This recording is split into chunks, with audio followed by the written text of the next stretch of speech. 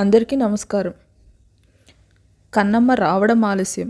ఇద్దరూ వెళ్ళి తన చెరొక చేయి పట్టుకొని డైనింగ్ టేబుల్ దగ్గర కూర్చోబెట్టగానే కంగారుగా లేవబోతూ ఉంటే, నువ్వు కూర్చోవాలి అంటూ ముందు పెదబాబ ఒక ముద్ద నోట్లో పెడతాడు.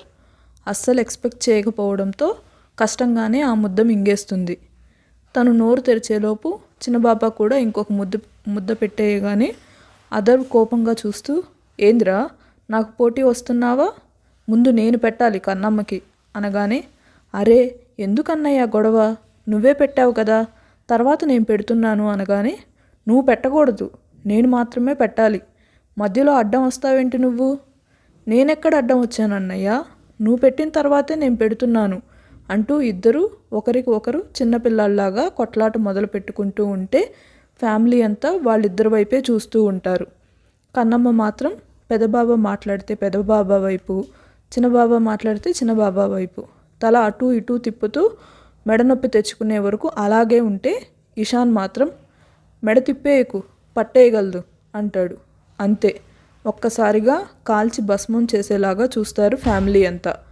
అందరికంటే ముందే తన రియాక్షన్ చూపించే కన్నమ్మ ఏమీ పట్టినట్టు సైలెంట్గా తలదించుకుంటే, ఫ్యామిలీ రియాక్షన్కి ఒక్క అడుగు వెనక్కి వేసి, ఏమైంది మీ అందరికీ అనగానే అశోక్ గారు అంజలి గారి వైపు చూస్తూ, అంజు నీ కొడుకుకి ఇదే చెప్పు, ఇంకొక మాట తినడానికి తప్ప మాట్లాడడానికి నోరు తెరిచాడంటే ఆ తర్వాత నేనేం చేస్తానో నాకే తెలియదు, అసలు నా కోపాన్ని నేను చాలా కంట్రోల్ చేసుకుంటున్నాను అంటాడు. మళ్ళీ గొడవ మొదలవుతుందేమోనని పెదబాబా అన్నం ముద్ద తీసి నోట్లో పెట్టగానే కన్నమ్మ మాత్రం కొంచెం కోపంగా చూస్తూ కష్టంగా అది మింగేసి, పెదబాబా ఏటి నువ్వు అట్టా పెట్టేస్తా ఉండవు, నాకు ఊపిరి రావట్లేదు, అయినా ఇంతెవడైనా తింటాడా, నువ్వు నన్ను విసుక్కుంటున్నావంటూ కన్నమ్మలాగే ముఖమంతా ముడుచుకొని చెప్తాడు. అసలు ఈ యాంగిల్ అతగాడిలో ఎప్పుడూ చూడలేదు. ఆఖరికి దీప్తితో సహా అందరూ నోర్లు తెరిచి చూస్తూ ఉంటే ఇషాన్ మాత్రం తన అన్నయ్యలో మరొక కోణం తాను కూడా చూడకపోవడంతో అలాగే కళ్ళప్పగించి చూస్తూ ఉన్నాడు. కన్నమ్మ అయితే ఆల్మోస్ట్ నోరు తెరిచేసింది. నోట్లో ఉన్న అన్నం కూడా కింద పడుతూ ఉంటే తన చెయ్యి అడ్డం పెడతాడు చిన్నబాబా. కంగారుగా బాబా అనగానే, ఏం పర్వాలేదులే, ఏదో చూస్తూ ఉన్నావు కదా నువ్వు అనగానే కళ్ళు పెద్దవి చేసి చూస్తూ, ఏదైనాది పెదబాబాకి అంతా నాలాగే మాట్లాడుతూ ఉంటాడు, నన్ను ఎగతాళి చేస్తూ ఉండావా బాబా అంటుంది. దీప్తి భర్త వైపు చూస్తూ, ఈ బండోళ్ళు చాలా కళ్ళున్నాయి, నా దగ్గర కూడా ఎప్పుడూ ఇలా గారాలు పోలేదే, అమ్మ బండోడా చెప్తా నీ సంగతి, నా దగ్గరేమో సీరియస్ అండ్ కూల్గా ఉంటాడు, తనలో ఉన్న అన్ని షేడ్స్ నాకు తెలియదు, ఈ విషయం మీద కొట్లాడాలి అనుకుంటుంది. తిను కన్నమ్మ అంటూ అర్ణవ్ ఇంకొక ముద్ద పెట్టడంతో ఇద్దరి వైపు కోపంగా చూస్తూ, ఇంత నేను తినలేను, ఎవరైనా సరే కొద్దిగా పెట్టండి, లేదంటే నాకు సానా కోపం వస్తుంది అంటుంది.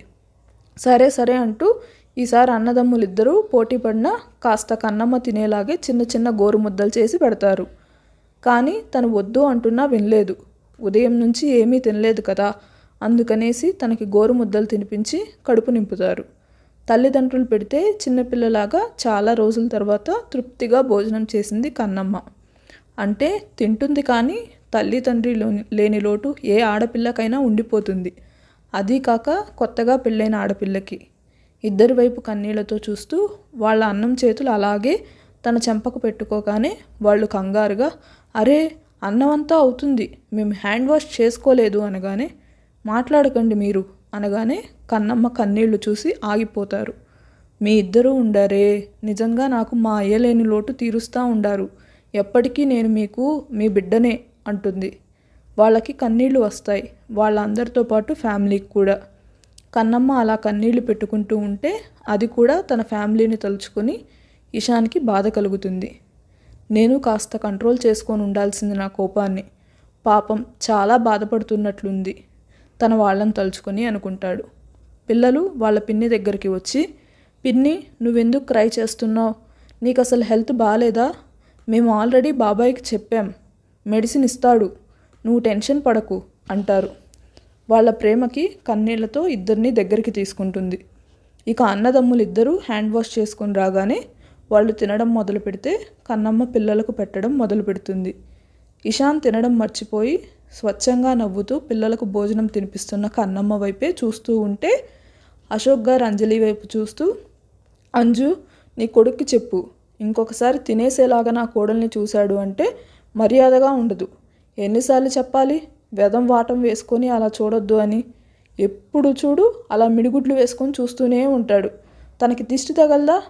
వెంటనే తలదించేసి తినడం మొదలుపెట్టి ఎలా తింటున్నాడో తెలియకుండానే ఫాస్ట్గా తినేసి బయటికి వెళ్తాడు. అందరూ దానికే ఫ్యాన్స్. ఇక్కడ నేను ఒకడినున్నాను అని ఎవరికీ గుర్తులేదు అని చిన్నపిల్లాడిలాగా ఉడుక్కుంటూ ఉంటాడు. కన్నమ్మ మాత్రం ఏదీ పట్టించుకోకుండా పిల్లలకి అన్నం పెడుతూ ఉంటే ఫ్యామిలీ అంతా ఇషాన్ పెట్టిన పరుగుకి చిన్నగా నవ్వుకుంటారు. కాస్త తనలో భార్య పట్ల ప్రేమ రావాలి అంటే వాళ్ళు కఠినంగానే ఉండాలి అని నిర్ణయించుకున్నారు.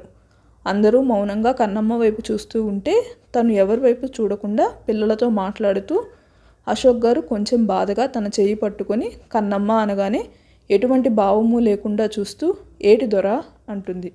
ఏంటమ్మా, రోజు హుషారుగా ఉండే నా కన్నమ్మ ఎక్కడికి వెళ్ళిపోయింది? ఈరోజు నాకు ఎవరో తెలియనటువంటి కొత్త అమ్మాయి కనిపిస్తుంది. నాకు కన్నమ్మ మాత్రమే నాకు కావాలి. ఏమీ మాట్లాడకుండా ఆ కన్నమ్మకి మా గూడెంలోనే గౌరవం మర్యాద ఉంటుంది దొరా, ఇక్కడెందుకు పనికిరాదు అని నాకు ఇయాలనే అర్థమై ఉండాది. అయినా ఏమీ పర్వాలేదు, ఏదో ఒకటి చేస్తాలే అనగానే అంజలి గారు అనుమానంగా చూస్తూ, ఏం చేస్తావే అంటుంది. చిన్న చిరునవ్వు నవ్వి, చెప్పాను కదత్తా, నాది కాని వస్తువు మీద నేనెప్పటికీ ఆశపడను. పెళ్ళి అనేది 2 మనసులకు సంబంధించిన విషయం. నేను మీకు చెప్పాల్సిన పని లేదు కదా. మరి మనసులు ముడిపడినటువంటి ఏ బంధమైనా సరే నిలబడదు, అది నాకంటే మీకే తెలుసు అనగానే కాస్త సీరియస్గా చూస్తూ, ఏం చెప్తున్నావు కన్నా నువ్వు అంటూ జమున గారు ముందుకు రావడంతో లక్ష్మి వైపు చూస్తూ, లక్ష్మక్క, బుల్లెమ్మ బుల్లోడిని బయటకు తీసుకెళ్తావా అనగానే ఏం మాట్లాడకుండా వాళ్ళని బయటకు తీసుకువెళ్తుంది.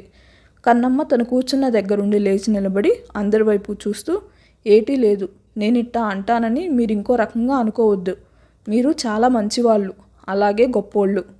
కన్నమ్మ మాట్లాడే మాటలు అందరికీ ఏదో తెలియని భయాన్ని కలిగిస్తూ ఉంటే గుండె గట్టిగా పట్టుకొని అలాగే చూస్తూ ఉంటారు. తను మాత్రం ఎటువంటి బాధ, భయం, బెరుగు లేకుండా అలాగే ఎటువంటి భావము లేకుండా అందరి వైపు చూస్తూ, నేను చెప్పేది మీకు ఎలా అర్థమవుతుందో నాకైతే తెలీదు. మీరు ఈ విషయంలో పెనిమిటిని ఏటి అనేదానికి లేదు అంటూ అశోక్ గారి వైపు చూస్తూ, దొర, మీరు నా విషయంలో పెనిమిటిని ఎప్పుడూ ఇబ్బంది పెట్టమాకండి. అసలు పెనిమిటి చాలా మంచోడు కాబట్టి ముక్కు ముఖం తెలియని దాన్ని పెళ్లి చేసుకున్నా కూడా మీ మీద గౌరవంతో ఏటి అనకుండా నన్ను ఇంకా మీ ఇంట్లో ఉంచి ఉండాడు. దాన్ని నేను అలుసుగా తీసుకోలేను. ఇయాల్టి సంధి పెనిమిటికి కూడా నేను ఎదురుపడకూడదు అనుకుంటున్నాను. అట్లాగే ఇంకో విషయం కూడా నేను అన్ని విషయాల్లోనూ కలగజేసుకోను. అంటే ఈ ఇంట్లో ఓవైపు ఉంటాను. ఎందుకంటే నా వల్ల ఎప్పుడైనా మీకు అవమానాలే తప్ప ఇంకేటి ఉండదు అంటూ ఇంకా మాట్లాడుతూ ఉంటే అంజలి గారు చాలా స్పీడ్గా కన్నమ్మ దగ్గరికి వచ్చి తన చేయి పట్టుకొని, ఆపవే, ఇంకా మాట్లాడింది చాలు, పెద్ద ఆరిందలాగా అన్ని మాటలు మాట్లాడుతున్నావు. అసలేంటి నీ ఉద్దేశం? నేనేమి కలగజేసుకోను, నా భర్త ఏం చేసినా మీరు చూస్తూ ఉండండి అంటే అసలేంటి నీ ఉద్దేశం? నువ్వు ఈ ఇంటి బానిసవు కాదు, పని మనిషి అంతకంటే కాదు, నా ఇంటి 3వ కోడలు, నా ఇంటి మహాలక్ష్మివి. అసలేం మాట్లాడుతున్నావు నువ్వు? వచ్చిన రోజే చెప్పాను, నువ్వు నాకు కూతురితో సమానం, ఏ విషయమైనా సరే కన్న తల్లికి ఎలా చెప్తావో అలాగే చెప్పు అని. నీకన్నా తల్లి దగ్గరైతే ఇలాగే ఉంటావా నువ్వు? గట్టిగా నిలదీసి అడగవా? ఎందుకు మమ్మల్ని దూరం చేసి మాట్లాడుతూ ఉన్నావు? అసలు నీకు మేమంటే ఇష్టం లేదు కదా అనగానే కాస్త కంగారుగా, అత్త, ఏటి మాట్లాడుతూ ఉండవు? మీరంటే ఇష్టం లేకపోవడం ఏంది అనగానే, మరి మధ్యాహ్నం జరిగిన సంఘటన గురించి కదా నువ్వు ఇలా మాట్లాడేది. అయినా బయటోళ్ళు ఏదో అన్నారని నువ్వు ఫీల్ అవ్వడం ఏంట్రా అంటూ కోడల్ని దగ్గరికి తీసుకోగానే వచ్చే కన్నీళ్లను బలవంతంగా ఆపుకుంటుంది. పిల్లలు బయటికి వచ్చిన వెంటనే ఇషాన్ కూడా లోపలికి వస్తూ కన్నమ్మ మాటలు వినిపించేసరికి అక్కడే ఆగిపోతాడు. అశోక్ గారు మాత్రం ఏదో నిర్ణయానికి వచ్చినట్టు, కన్నమ్మ, నువ్వు దేనికి భయపడవలసి బెంగపడవలసిన అవసరం లేదు. అసలు ఇక్కడ ఉండడం నీకు ఇష్టం లేకపోతే పద, గూడానికి వెళ్ళిపోదామనగానే అందరూ అశోక్ గారి వైపు చూస్తారు. కన్నమ్మ కూడా అర్థం కాకుండా చూస్తూ ఉంటే, కోడల్ని కూతురులాగా చూసుకుంటాను అని మాటిచ్చాను, కానీ దాని అర్థం నిన్ను కన్నీళ్లలో కష్టాల్లో ఒంటరిగా వదిలేస్తానని కాదు. నువ్వు పుట్టి పెరిగిన ఊర్లోనే అక్కడే ఉందాం, నీతో పాటు నేను కూడా తోడుగా వస్తాను. నువ్వు మనశ్శాంతిగా ఉంటేనే నేను ఈ కాస్త ప్రాణంతోనైనా సంతోషంగా ఉండగలను. లేదంటే ఈ ప్రాణం కూడా నాతో ఉండనవసరం లేదు అనగానే అందరూ ఆయన చుట్టుముడితే దొర అంటూ ఆయన కాళ్ళ మీద పడిపోయి కన్నీళ్లతో చూస్తూ, ఇంకోపారి నువ్విట్టా మాట్లాడితే నేనెవరికి చెప్పకుండా మా గూడానికి వెళ్ళిపోతా అంటుంది. అశోక్ గారు చిన్నగా నవ్వి, నాకు దారి తెలుసు అంటాడు. ఇషాన్కి అసలు ఎలా ఫీల్ అవ్వాలో అర్థం కాలేదు. అందరూ అశోక్ గారు చుట్టూ ఉంటే తను మాత్రం మౌనంగా తన గదికి వెళ్ళిపోతాడు. అలాగే బెడ్ మీద పడుకొని ఎదురుగా ఉన్న ఫ్యామిలీ ఫోటో వైపు చూస్తాడు. ప్రతి ఒక్కళ్ళు కూడా సంతోషంగా తన పెద్దన్నయ్య పెళ్లిలో తీయించుకున్న ఫోటో అది ఇషాన్ రూమ్లోనే కాదు, అందరి బెడ్రూమ్లలో ఉంటుంది. కానీ ఆ తర్వాత సంతోషాలు తన పెద్దన్నయ్య జీవితం నుంచి కాదు, ఆ ఇంటి నుంచి కూడా దూరం అయిపోతే అశోక్ గారి యాక్సిడెంట్తో పూర్తిగా పోయాయి. కానీ వాస్తవం మాట్లాడాలంటే కన్నమ్మ వచ్చాకే ఒక్కొక్క సంతోషం కనిపిస్తూ ఉంది. అలాగే ఆలోచిస్తూ ఉన్నాడు. ప్రతి ఒక్కళ్ళలో కూడా కన్నమ్మతో బాండింగ్ ఏర్పరచుకున్నారు. అసలు ఫ్యామిలీ అంటే తన తండ్రి ప్రాణం పెడతాడు. అటువంటిది నిన్న మొన్న పరిచయమైన అమ్మాయి గురించి ఎందుకు డాడీ ఇంతలా ఆలోచిస్తున్నారు? తనలో అంత స్పెషల్ ఏముంది అంటూ ఆలోచించడం మొదలు పెడతాడు. కానీ తన ఆలోచనలకి ఎక్కడా కూడా సమాధానం దొరకకపోవడంతో అలాగే కళ్ళు మూసుకొని ఎడతెగని ఆలోచనలతో ఎప్పటికో నిద్రపోతాడు. అశోక్ గారు కన్నమ్మ వైపు చూస్తూ మళ్ళీ అంజలి గారి వైపు తిరిగి, అంజు పద బ్యాగ్ సర్దు, నేను కన్నమ్మ గూడానికి వెళ్ళిపోతున్నామనగానే అందరూ కంగారుగా చూస్తే కన్నమ్మ మాత్రం కన్నీళ్లతో చూస్తూ, ఎందుకు దొరా ఇట్లా మాట్లాడుతూ ఉండవు? నువ్వు లేకపోతే అత్త ఏటైపోవాలా? నాతోటి గూడానికి వస్తే అందరూ కూడా నీ మీద బెంగ పెట్టుకోరా అంటుంది. మరి నువ్వు కూడా ఇలాగే ఉంటే మా అందరి పరిస్థితి ఇంతకంటే 1000 రెట్లు దారుణంగా ఉంటుంది. ఏం జరిగినా సరే నువ్వు మాతో చెప్పాలి. కాదు నీ హక్కుల గురించి నీకు పోరాడే అధికారం ఉంది. ఏం చేసినా నీ వెనక సపోర్టుగా మేముంటామనగానే ఏం మాట్లాడకుండా సైలెంట్ అయిపోతుంది. దేవేందర్ గారు తన వైపు చూస్తూ మళ్ళీ మిగిలిన వాళ్ళందరి వైపు చూస్తూ, ఏమున్నా సరే తర్వాత మాట్లాడుకుందాం, ముందు మీరు వెళ్ళండి అనగానే అందరికీ కూడా ఏ దారి కూడా లేకపోవడంతో సరే అనేసి ఎవరి గదుల్లోకి వాళ్ళు వెళ్ళిపోతే కన్నమ్మ కూడా తన గదిలోకి వెళుతూ ఉంటే అంజలి గారు కన్నమ్మతోటి వస్తూ ఉంటే అయోమయంగా చూస్తూ, ఏటత్తా ఎక్కడికి వస్తూ ఉండావు అనగానే తన వైపు కొంచెం సీరియస్గా చూస్తూ, ప్రతిదీ నేను నీకు చెప్పాల్సిన అవసరం లేదు అంటూ ముందే కన్నమ్మ కంటే స్పీడ్గా వెళ్ళి బెడ్ మీద పడుకోగానే కాస్త అయోమయంగా చూస్తూ, ఇక్కడ దొరను ఒంటరిగా వదిలేసి ఉండవు ఏంది నువ్వు అనగానే, పోవమ్మా, నువ్వు నీ దొర గూడానికి పోతామన్నారు కదా, మాతో మీకేం పని అంటూ మూతి తిప్పేస్తుంది.